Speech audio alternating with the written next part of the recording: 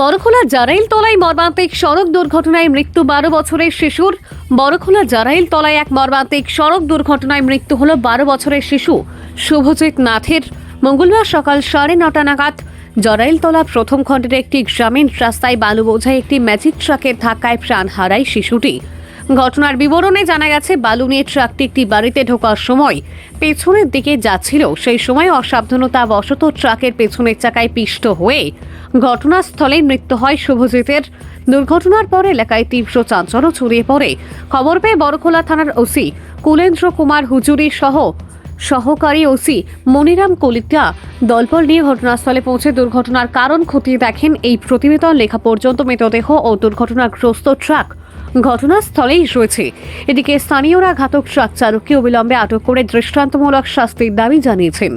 চালক ঘটনার পর থেকে পলাতক বলে জানা গেছে।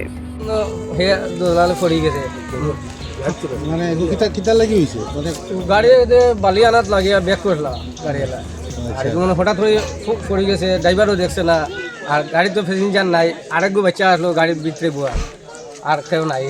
আমরা তো করো ছেলেটার নাম কিতা? শুভ শুভ ছেলেটার নাম ছিল শুভ। শুভ কিটা? শুভ নাথ। কোন ক্লাসে পড়ে এলি? না পড়েন।